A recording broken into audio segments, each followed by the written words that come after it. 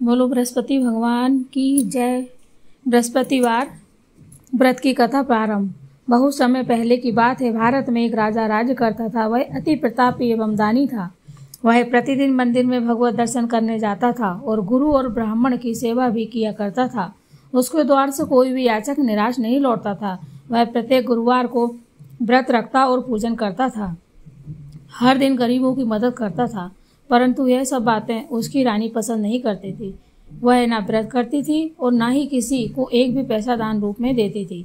वह राजा को भी ऐसा करने से रोकती थी। एक समय की बात है जब राजा शिकार खेलने वन को चले गए थे। महल में सिर्फ रानी और दासी थी। उस समय गुरु बृहस्पति साधु का रूप धारण करके राजा के दरवाजे पर भिक्षा मांगने आए। साधु ने रानी से भिक्षा मांगी तो वह कहने लगी, हे साधु महाराज, मैं इस दान पुण्य से तंग आ गई हूँ। इस काम के लिए तो मेरे पतिदेव भी बहुत है। अब आप ऐसी कृपा करें कि सारा धन नष्ट हो जाए तथा मैं आराम से रह सकूं। साधु का वेश रखे हुए बृहस्पति देव जी ने कहा, हे देवी, तुम अति विचित्र हो। संतान और धन के लिए कोई दुखी नहीं होता है, सभी इसे चाहते हैं। पापी भी पुत्र और धन की इच्छा करता है। अगर तुम्हारे पास धन बहुत है तो भूखे मनुष्यों को भोजन कराओ, ब्राह्मणों को दान दो, प्याऊ लगवाओ, धर्मशालाएं बनवाओ, कुआं, तालाब, बावड़ी, बाग, बगीचे आदि बनवाओ तथा निर्धनों की कुंवारी कन्याओं को विवाह कराओ। साथ में यज्ञ आदि करो, धार्मिक कार्य करो। इस प्रकार के कर्मों से आपके कुल का एवं आपका नाम लोक परलोक में प्रसिद्ध होगा एवं तुम्हें स्वर्ग की प्राप्ति होगी। किंतु वह मूर्ख रानी साधु महाराज की इन बातों से खुश नहीं थी। वह बोली, हे साधु महाराज, मुझे ऐसी संपत्ति की आवश्यकता नहीं है जो मेरे काम न आए तथा जिसको मैं अन्य लोगों को दान दूं, जिसको रखने और संभालने में ही मेरा समय नष्ट हो जाए। साधु ने रानी को समझाने का बहुत प्रयत्न किया, परंतु रानी अपनी बात पर अड़िग ही रही।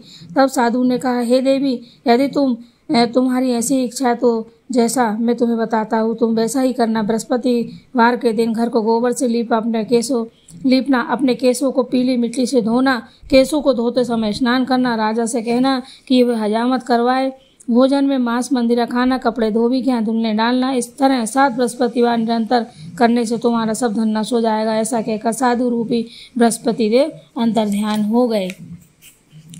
रानी ने साधु के कहे अनुसार ही 7 बृहस्पतिवार वैसा ही करने का विचार किया। साधु के बताए अनुसार करते हुए उसे केवल 3 बृहस्पतिवार ही बीते थे कि उसकी समस्त धन संपत्ति नष्ट हो गई। कहे अनुसार ही करने से भरपेट भोजन के लिए भी दोनों समय परिवार तरसने लगा तथा सांसारिक भोगों से दुख रहने लगा। इस प्रकार के अभावग्रस्त जीवन से तंग आकर एक बार राजा रानी से कहने लगे कि हे रानी, तुम यहाँ पर रहो, मैं दूसरे देश को जाता हूँ, क्योंकि यहाँ पर मुझे सभी मनुष्य जानते हैं, इसलिए मैं यहाँ कोई कार्य नहीं कर सकता। देश चोरी परदेश भीख के समाने, ऐसा कहकर राजा परदेश चला गया।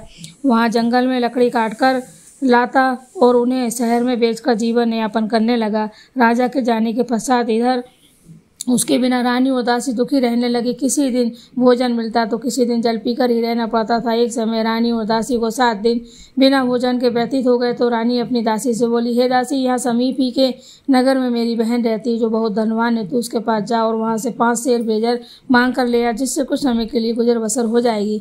दासी उसकी बहन के पास गई। बृहस्पतिवार का दिन था। रानी की बहन उस समय ध्यान मग्न होकर पूजा कर रही थी।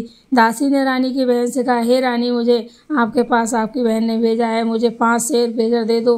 दासी ने अपनी बात अनेक बार कही, परंतु रानी की बहन ने कोई उत्तर नहीं दिया, क्योंकि वह उस समय बृहस्पतिवार की कथा सुन रही थी। रानी की बहन से जब दासी को कोई अपेक्षित उत्तर नहीं मिला तो वह अति दुखी हुई। उसे क्रोध भी बहुत आया। लौटकर वह रानी से बोली, हे रानी, आपकी बहन बहुत धनी स्त्री है, परंतु वह बहुत ही घमंडी है। वह छोटे लोगों से बात भी नहीं करती। 5 सेर बेजर देने के लिए मैंने उससे बहुत बार कहा, परंतु उसने कोई उत्तर नहीं दिया। रानी जी, इस प्रकार मुझे निराश और खाली हाथ लौटना पड़ा। रानी बोली, हे दासी, इससे मेरी बहन का किसी प्रकार का कोई दोष नहीं है। जब बुरे दिन आते हैं तब कोई सहारा नहीं देता, अपने भी पराये हो जाते हैं। अच्छे बुरे की विपत्ति का ज्ञान, अच्छे बुरे का ज्ञान विपत्ति में ही होता है। जो ईश्वर की इच्छा होगी वही होगा। यह सब हमारे भाग्य का ही दोष है। उधर पूजा समाप्त होने के पश्चात रानी की बहन ने सोचा कि मेरी बहन की दासी आई थी, परंतु मैंने उसे कोई उत्तर नहीं दिया। इससे वह बहुत दुखी हुई। कथा सुनकर तथा विष्णु भगवान का प्रसाद ग्रहण कर वह अपनी बहन के घर आई तथा बोली, हे बहन, मैं बृहस्पतिवार का व्रत कर रही थी। तुम्हारी दासी आई, परंतु कथा समाप्त होने से पूर्व ना उठते हैं और ना ही बोलते हैं, इसलिए मैं नहीं बोली। बताओ दासी, किस कार्य से मेरे पास गई थी? रानी बोली, बहन, हमारे घर अनाज नहीं था तथा राजा परदेश गए हुए हैं। वैसे तुमसे कोई बात छुपी नहीं है, इस कारण मैंने दासी को तुम्हारे पास 5 सेर बेजल लेने के लिए भेजा था। इस पर रानी की बहन बोली, हे बहन, बृहस्पति भगवान सबको मनोवांछित फल देते हैं। देखो शायद तुम्हारे घर में किसी कोने में अनाज रखा हो। यह सुनकर रानी की बहन की बातों से विस्मित होकर दासी घर के अंदर गई तो वहाँ उसे एक बड़ा बेजर का भरा हुआ मिला। उसे बड़ा आश्चर्य हुआ क्योंकि उसके अनुसार घर का एक एक बर्तन से खाली था। उसने बाहर आकर रानी को सारा वृतांत सुनाया। दासी अपनी रानी से कहने लगी, हे रानी, देखो वैसे भी हमको जब अन्न नहीं मिलता तो वह भी व्रत समान ही है। अगर इनसे व्रत की विधि तथा कथा पूछ ली जाए तो बृहस्पतिवार का व्रत हम भी क्या करेंगे। और फिर दासी के कहने पर रानी ने अपनी बहन से बृहस्पतिवार व्रत, पूजन विधि एवं नियमों के बारे में विस्तार से पूछा। उन्होंने बताया, जो बृहस्पतिवार के व्रत में चने की दाल और मुनक्का से विष्णु भगवान का केले की जड़ में पूजन कर दीपक जलाता है, पीला भोजन करता है, पीले वस्त्र धारण करता है तथा प्रेम पूर्वक बृहस्पति भगवान की कथा सुनता है। इस प्रकार करने से गुरु भगवान उस भक्त से प्रसन्न होते हैं, धन अन्न पुत्र देते हैं, मनोवांछित मनोकामना पूर्ण करते हैं। व्रत एवं पूजन की विधि बताकर रानी की बहन अपने घर लौट आई। उसके बाद रानी और दासी दोनों ने निश्चय किया कि बृहस्पति देव भगवान का व्रत एवं पूजन जरूर करेंगे। 7 दिन पश्चात जब बृहस्पति वार आया तो दोनों ने व्रत रखा। दासी गुड़साल में जाकर चना और गुड़ बीन लाई और उसकी दाल बनाकर केले की जड़ में विष्णु भगवान का पूजन किया। अब भोजन पीला कहाँ से आया सोचकर दोनों बड़ी दुखी हुई, परंतु उन्होंने व्रत किया इसलिए बृहस्पति देव भगवान उनसे प्रसन्न थे। एक साधारण व्यक्ति के रूप में वे 2 थालों में सुंदर पीला भोजन लेकर आए और दासी को देकर बोले, हे दासी, यह भोजन तुम्हारे और रानी के लिए, तुम दोनों ही इसे ग्रहण करना। दासी भोजन पाकर अति प्रसन्न हुई और रानी से बोली, हे रानी, भोजन कर लीजिए। रानी को भोजन के विषय में कुछ पता नहीं था, इसलिए वह दासी से बोली, जा तू ही भोजन कर ले, क्योंकि तू व्यर्थ में हमारी हंसी उड़ाती है। दासी बोली, हे रानी, एक व्यक्ति भोजन दे गया है। रानी बोली, वह भोजन तेरे लिए ही दे गया होगा, इसलिए तू ही भोजन कर ले। दासी ने कहा, हे रानी, वह व्यक्ति हम दोनों के लिए ही 2 थालों में भोजन देकर गया है, अतः मैं और आप दोनों ही साथ साथ भोजन करेंगे। दोनों ने गुरु भगवान को धन्यवाद दिया एवं नमस्कार भोजन प्रारंभ किया। बोलो बृहस्पति भगवान की जय। उसके बाद से दोनों प्रत्येक बृहस्पतिवार को गुरु भगवान का व्रत और पूजन करने लगी। बृहस्पति भगवान की कृपा से उन दोनों को भोजन एवं धन की कमी दूर हो गई, परंतु रानी फिर पुनः पहली बार से आलस करने लगी।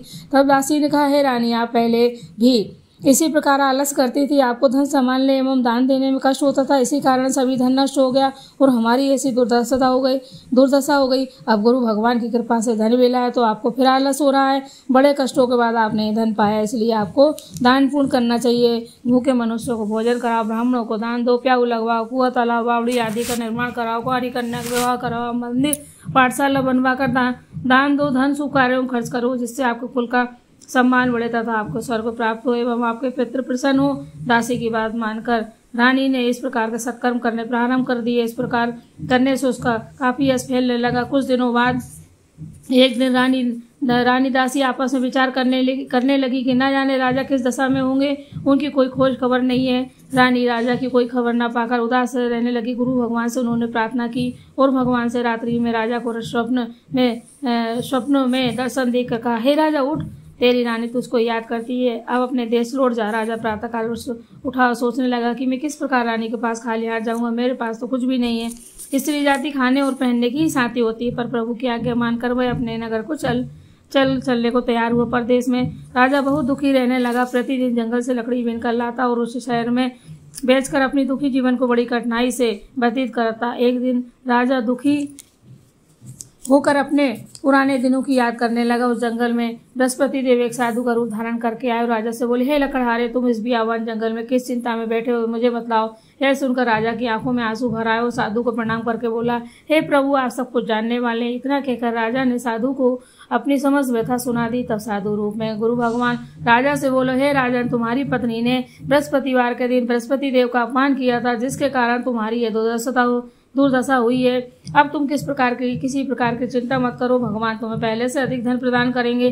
देखो, तुम्हारी पत्नी ने बृहस्पतिवार का व्रत प्रारंभ कर दिया। अब तुम भी बृहस्पतिवार का व्रत करके चने की दाल व गुड़ जल के लोटे में डालकर केले का पूजन करो, फिर कथा कहो, सुनो और भगवान तुम्हारी सभी इच्छाओं की पूर्ति करेंगे। साधु के वचन सुनकर राजा बोला, हे प्रभु, मुझे लकड़ी बेचने के पश्चात इतना पैसा नहीं बचता कि भोजन करने को उपरांत कुछ भी बचा सकूं। मैंने रात्रि में अपनी रानी को व्याकुल एवं व्यथित देखा है। मेरे पास कोई साधन नहीं है जिसका उसका समाचार भी जान सकूं। इसके अतिरिक्त मैं बृहस्पति देव की कथा भी नहीं जानता, जिसे कह सुनकर व्रत धारण करूं, भगवान बृहस्पति देव का पूजन कर सकूं। साधु ने कहे, राजा, तुम किसी बात की चिंता न करो। बृहस्पति वार के दिन तुम नित्य की भांति लकड़ियां शहर लेकर जाओ। तुम्हें रोज से दुगना धन प्राप्त होगा। इससे तुम भली भांति भोजन कर लोगे तथा गुड़ एवं चने का प्रसाद खरीद कर बृहस्पति देव की पूजा भी कर सकते हैं। बृहस्पति देव भगवान की जय। बृहस्पति देव की कहानी इस प्रकार से है। दूसरी, बृहस्पति देव की कहानी। प्राचीन समय में एक बहुत निर्धन ब्राह्मण था। उसके कोई संतान नहीं थी। ब्राह्मण ने पूजा पाठ करता, ब्राह्मण स्वभाव से दयालु तथा धार्मिक विचारों वाला व्यक्ति था, परंतु उसकी बहुत मलिनता के साथ रहती। वह ना तो स्नान करती, ना किसी देवता का पूजन करती। सुबह उठते ही सर्वप्रथम भोजन करती, बाद में घर के अन्य कार्य करती। अपनी पत्नी की ऐसी आदत के कारण ब्राह्मण देवता बहुत दुखी थे। वह अपनी पत्नी को बहुत समझाते, किंतु उसका कोई परिणाम न निकला। भगवान की कृपा से ब्राह्मण की स्त्री की कन्या उत्पन्न हुई। वह कन्या ब्राह्मण के घर में बड़ी होने लगी। बालिका प्रातःकाल स्नान करके भगवान विष्णु का जप करती, बृहस्पतिवार का व्रत भी करने लगी। पूजा पाठ समाप्त कर पाठशाला जाती तो अपनी मुट्ठी में जौ भर करके ले जाती। पाठशाला जाने के रास्ते में डालती जाती। भगवान बृहस्पति की कृपा से वही जौ सोने के हो जाते और लौटते समय उनको भी इनका घर ले आती। एक दिन वह बालिका सूप में उन सोने के जौ को फटक साफ कर रही थी। तभी उसकी माँ ने उसे देख लिया और कहा, हे बेटी, सोने के जौ को फटकने के लिए सूप भी सोने का ही होना चाहिए। दूसरे दिन बृहस्पतिवार था। कन्या ने व्रत रखा और भगवान बृहस्पति से प्रार्थना करके कहा, हे प्रभु, यदि मैंने आपकी सच्चे मन से श्रद्धापूर्वक पूजन व्रत किया हो तो कृपया मुझे सोने का सूप दे दीजिए। बृहस्पति देव ने उसकी प्रार्थना स्वीकार कर ली। नित्य की भांति वह कन्या जौ फैलाती हुई पाठशाला चली गई। पाठशाला से लौटकर जब वह जौ बीन रही थी तो बृहस्पति देव भगवान की कृपा से उसे सोने का सूप प्राप्त हुआ। उस सोने के सूप को वह घर ले आई और उससे जौ साफ करने लगी, परंतु उसकी माँ का आचरण वैसा ही रहा। एक दिन वह कन्या सोने के सूप में जौ साफ कर रही थी। उसी समय अचानक उस नगर का राजकुमार वहां से होकर निकला। कन्या के रूप एवं कार्य को देखकर राजकुमार कन्या पर मोहित हो गया। राजमहल लौटकर राजकुमार अन्न तथा जल त्याग कर उदास होकर लेट गया। राजा को जब अपने पुत्र द्वारा अन्न जल त्यागने का समाचार प्राप्त हुआ तो अपने मंत्रियों के साथ वह राजकुमार के पास आए और बोले, हे बेटा, तुम्हें किस बात का दुख है? किसी ने तुम्हारा अपमान किया अथवा कोई कारण हो तो मुझे बताओ, मैं वही करूंगा जिससे तुम प्रसन्न होंगे।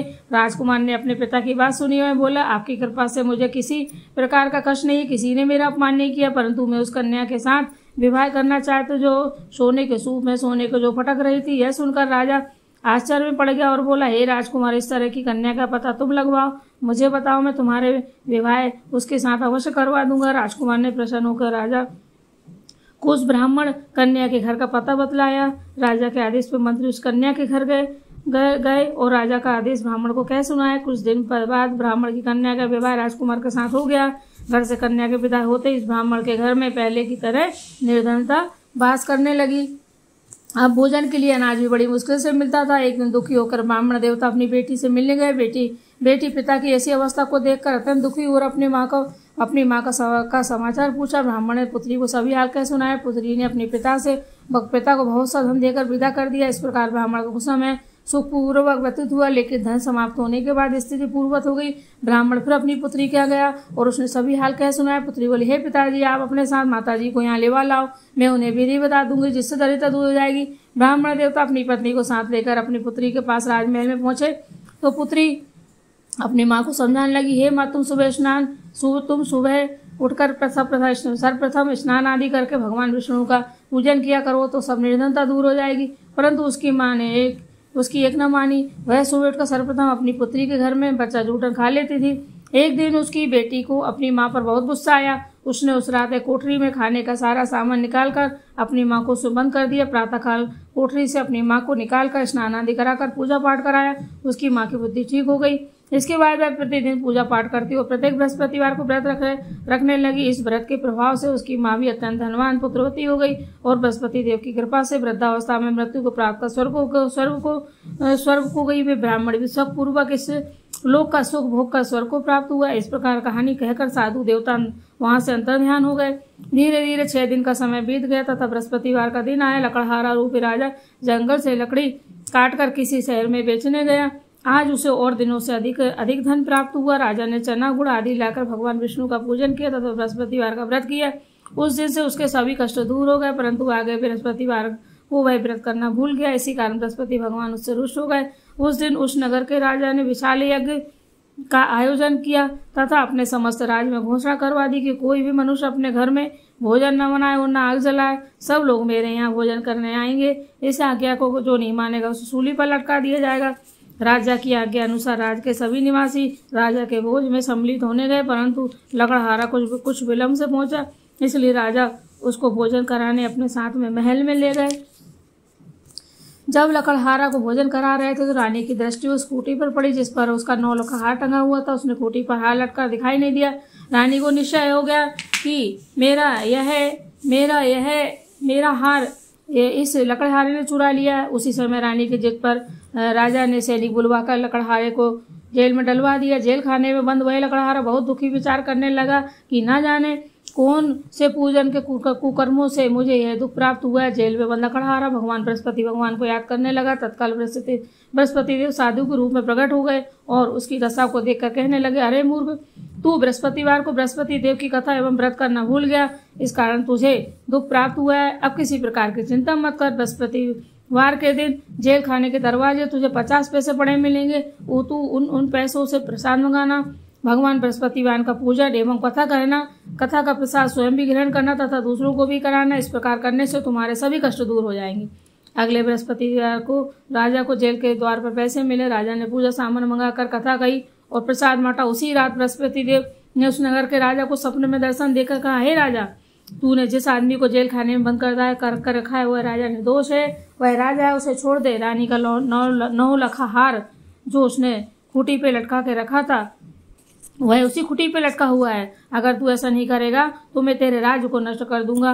राजा सुबह उठा और खूंटी पर हार टंगा देख कर लकड़हारे को बुलाकर उसने क्षमा याचना की तथा राजा को योग सुंदर वस्त्र आभूषण भेंट कर उसे विदा किया। बृहस्पति देव की आज्ञा अनुसार राजा अपने नगर को चल दिए। जब वह नगर के निकट पहुंचा तो उसे बहुत आश्चर्य हुआ। वहां पहले से अधिक तालाब, बाग और कुएं तथा बहुत सी धर्मशाला, मंदिर आदि बने हुए थे। राजा ने जब नगरवासियों से पूछा कि बाग, तालाब, धर्मशाला, कुएं किसने द्वारा बनवाए गए, तब नगर के सब लोग कहने लगे कि यह सब रानियों दासी द्वारा बनवाए गए। राजा को बहुत आश्चर्य हुआ और क्रोध भी आया कि जब रानी ने एक खबर सुनी कि राजा आ रहे तो उसने दासी से कहा, हे दासी, देख, राजा हमें अति दीन अवस्था में छोड़ गए थे। वह हमारी ऐसी हालत देखकर कहीं द्वार से न लौट जाए, इसलिए तू द्वार पर खड़ी हो जा। रानी की आज्ञा अनुसार दासी दरवाजे पर खड़ी हो गई। जब राजा आए तो उन्हें अपने साथ महल में लिवा लाई। तब राजा ने क्रोध करके अपनी तलवार निकाली तथा रानी से पूछा, बताओ तुम्हें इतना धन तुम्हें कैसे और किस प्रकार प्राप्त हुआ। तब रानी ने बताया कि हमें यह सब धन बृहस्पति देव के व्रत के प्रभाव से प्राप्त हुआ है। अब राजा ने निश्चय किया कि 7 दिन बाद तो सभी बृहस्पति देव का पूजन करते हैं, परंतु मैं प्रतिदिन में 3 बार कथा कहा करूंगा तथा नित्य व्रत किया करूंगा। अब हर समय राजा के दोपट्टे में चने की दाल बंधी रहती थी। दिन में 3 बार कथा कहता। ऐसे ही एक दिन राजा ने विचार किया कि चलो अपनी बहन के यहाँ हो आऊं। ऐसा निश्चय कर राजा घोड़े पर सवार होकर अपनी बहन के यहाँ चल दिया। मार्ग में उसने देखा कि कुछ आदमी एक मुर्दे को लिए जा रहे हैं। उन्होंने रोककर वह कहने लगा, अरे भैया, कुछ देर मेरी बृहस्पति भगवान की कथा सुन लो। वह बोले, हमारा तो आदमी मर गया है, इसको अपनी कथा की पड़ी है। परंतु कुछ आदमी बोले, अच्छा कहो, हम तुम्हारी कथा भी सुनेंगे। राजा ने दाल निकाली, कथा कहानी शुरू कर दी। जब कथा आधी हो गई तो मुर्दा हिलने लगा और जब कथा समाप्त हुई तो राम राम करके वह मुर्दा खड़ा हो गया। राजा आगे चला, उसे चलते चलते शाम हो गई। आगे मार्ग में किसान के खेत में हल चलाता मिला। राजा उससे बोला, अरे भैया, तुम मेरी बृहस्पतिवार की कथा सुन लो। किसान बोला, जब तक मैं तेरी कथा सुनूंगा तब तक 4 हरैया जोत लूंगा। जाओ भैया, तुम अपनी कथा किसी और को सुनाना। राजा आगे चलने लगा। राजा के हटते ही किसान पछाड़ खाकर गिर गए और किसान के पेट में बहुत तेज दर्द हुआ। उस समय किसान की माँ रोटी लेकर आई। जब उसने देखा तो अपने पुत्र से हाल पूछा। बेटे ने सारा हाल बता दिया। किसान की माँ दौड़ी घोड़े पे सवार राजा के पास गई। उससे बोली, मैं तेरी कथा सुनूंगी, तू अपनी कथा मेरे खेत पे चल के ही कहना। राजा ने लौटकर किसान के खेत पर जाके कथा कही, जिससे सुनते ही बैल खड़े हो गए तथा किसान के पेट का दर्द भी बंद हो गया। बृहस्पति देव भगवान की कृपा हुई। आगे चलकर राजा अपनी बहन के घर पहुंचा। बहन ने भाई की खूब अवगत की।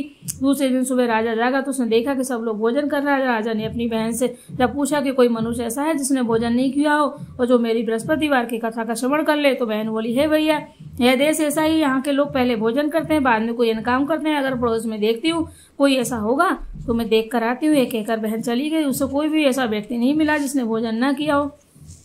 वह एक कुम्हार के घर गई जिसका लड़का बहुत बीमार था और उसे यह भी पता लगा कि उसके यहाँ 3 दिनों से चूल्हा नहीं जला है, उसके यहाँ खाना नहीं बना है, क्योंकि उसके पुत्र को बुखार था। 3 दिन से किसी ने भोजन नहीं किया था। राजा की बहन ने अपने भाई की कथा सुनने के लिए कुम्हार से आग्रह किया तो वह तैयार हो गया। राजा ने जाकर बृहस्पति देव की कथा कही, जिसको सुनकर कुम्हार का लड़का ठीक हो गया। अब तो राजा की हर ओर प्रशंसा होने लगी। कुछ दिन बाद राजा ने अपनी बहन से कहा, हे बहन, मैं अपने घर जाऊंगा, तुम भी तैयार हो जाओ। राजा की बहन ने अपने सास से अपने भाई के साथ जाने की आज्ञा मांगी। सास बोली, चली जा, परंतु अपने लड़के को यहीं छोड़ जाना, क्योंकि तेरे भाई के यहाँ कोई संतान नहीं होती। बहन ने भाई से कहा, हे भैया, मैं तो चलूंगी, परंतु कोई बालक नहीं जाएगा, क्योंकि सास ने मना कर दिया। राजा ने कहा, जब कोई बालक साथ नहीं चलेगा तब तू भी क्या करेगी साथ चल के। दुखी मन से राजा अपने नगर को लौट आया। राजा अपनी रानी से बोला, हम निर्वंशी, हमारा मुँह देखने का भी धर्म नहीं है। वह उदास होकर बिना भोजन किए सैया पर लेट गया। रानी बोली, हे प्रभु भगवान बृहस्पति ने हमें सब कुछ दिया है, वे हमें संतानी भी अवश्य देंगे। उसी रात बृहस्पति देव ने राजा को स्वप्न में दर्शन देकर, हे राजा, उठ, तो सभी सोच को त्याग दे, तेरी रानी गर्भवती है। राजा को यह जानकर अति प्रसन्नता हुई। 9वें महीने रानी के गर्भ से एक सुंदर पुत्र रूपी रत्न पैदा हुआ। तब राजा बोले, हे रानी, स्त्री बिना भोजन के रह सकती है, परंतु बिना कहे नहीं रह सकती है। जब मेरी बहन आए तो तुम उससे कुछ मत कहना। रानी ने हाँ कर दी। जब राजा की बहनें सुसमाचार सुना तो वह अति प्रसन्न हुई। नंद रानी आई तथा बधाई लेकर आई, अपने भाई के यहाँ आई। तभी रानी ने कहा, घोड़ा चढ़कर नहीं आई हो, ननन जी गधा चढ़ी आई हो। राजा की बहन बोली, भाभी, मैं इस प्रकार ना कहती तो तुम्हें औलाद कैसे मिलती। भगवान बृहस्पति ऐसे ही हैं, जैसे जिसके मन में कामनाएं होती हैं सभी को पूर्ण कर मनोवांछित फल देते हैं। जो श्रद्धा पूर्वक बृहस्पतिवार का व्रत करता है एवं कथा पढ़ता है अथवा सुनता है और दूसरों को सुनाता है, बृहस्पति देव उनकी सभी मनोकामना पूर्ण करते हैं। बृहस्पति देव उनकी सदैव रक्षा करते हैं। जो श्रद्धा एवं संपूर्ण आधार भाव से बृहस्पति देव का पूजन एवं सच्चे दिल से व्रत करते हैं, उनकी सभी मनोकामनाएं पूर्ण होती हैं। सच्चे मन एवं हृदय से रानी और राजा ने बृहस्पति देव की कथा का गुणगान किया। उनकी सभी इच्छाएं बृहस्पति देव जी ने पूरी की। इसलिए सबको कथा कहने अथवा सुनने के बाद बृहस्पति भगवान का प्रसाद ग्रहण करना चाहिए तथा सच्चे मन एवं भावना से भगवान बृहस्पति का ध्यान करते हुए सदा उनकी जय जयकार करनी चाहिए। बोलो बृहस्पति भगवान की जय। जैसे बृहस्पति भगवान ने सबकी इच्छाएं पूरी करी, इस प्रकार से आपके और हमारे सभी की इच्छाएं पूरी करें। हमारे परिवार के सभी लोग आयुष्मान हो। हम बृहस्पति भगवान की आरती करेंगे। आरती बृहस्पति वार की। ओम जय बृहस्पति देवा, स्वामी जय बृहस्पति देवा, छिन्न छिन्न भोग लगाऊं कदली फल मेवा। ओम जय बृहस्पति देवा, तुम पूर्ण परमात्मा, तुम अंतर्यामी, जगत पिता जगदीश्वर, तुम सबके स्वामी। ओम जय बृहस्पति देवा, चरणामृत निज निर्मल सब पातक हरता, सकल मनोरथ दायक कृपा करो भरता।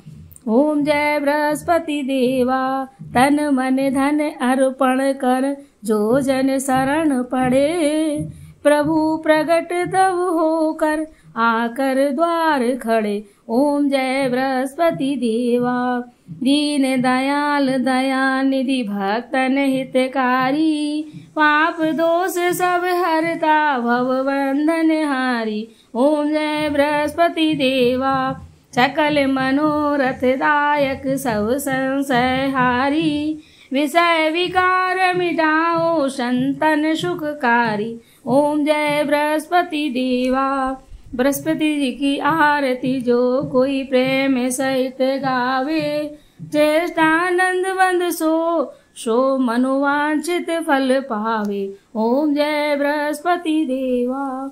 बोलो बृहस्पति देव भगवान की जय। बृहस्पति देव भगवान के परिवार की जय हो, सभी समस्त भक्तों की जय हो। चैनल को लाइक करें, सब्सक्राइब करें, शेयर करें। धन्यवाद।